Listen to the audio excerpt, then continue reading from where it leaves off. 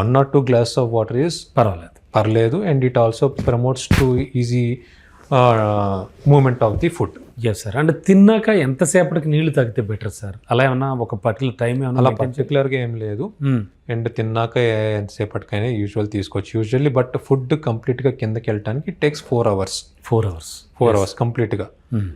Okay, so యూజువల్గా దాహం వేసినప్పుడు తాగండి, లేదంటే ఒక 2.5 hours to 1 hour తర్వాత యూజువల్లీ వాటర్ తీసుకోవచ్చు, ఇబ్బంది తీసుకోవచ్చు. Yes sir.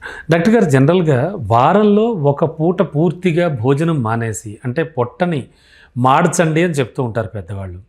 అంటే ఖచ్చితంగా ఇది పాటిస్తే మంచిదంటారా? ఒక రోజు అసలు ఏం తినకుండా జస్ట్ లిక్విడ్సే తీసుకుంటూ ఉండడం, అంటే నథింగ్ బట్ ఉపవాసం.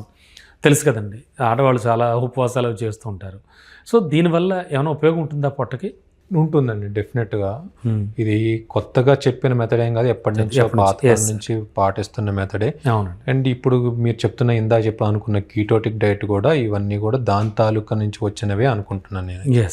సో ఏంటంటే ఎప్పుడైతే స్టార్వేషన్లోకి వెళ్తామో డెఫినెట్లీ గట్ ప్రాసెస్ అనేవి కొంచెం మారుతుంటాయి, కొంచెం కీటోసిస్ ఇవన్నీ పెరుగుతూ ఉంటాయి. ఆబ్వియస్లీ కొంచెం డైజెస్టివ్ ప్రాసెస్ అని ఇంప్రూవ్ అవుతుంటుంది.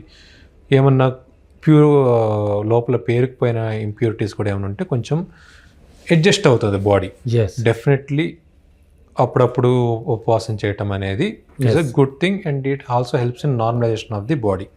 అట్లానే రోజులు తరబడేవి కాదు, అండ్ దాని తాలూకు తీసుకోవాల్సిన జాగ్రత్తలు కూడా ఉంటాయి. సో ఉపవాసం అనేది అందరూ చేయగలిగిన పని కాదు. ఉపవాసం చేస్తున్నామో అదేదో దైవకార్యమో అలానికి ప్రతి ఒక్కళ్ళు కాకుండా, ఏ డయాబెటీస్ ఉన్న వాళ్ళు, హైపర్ టెన్షన్ ఉన్న వాళ్ళు వీలైనంత వరకు దాన్ని అవాయిడ్ చేయటం మంచిది.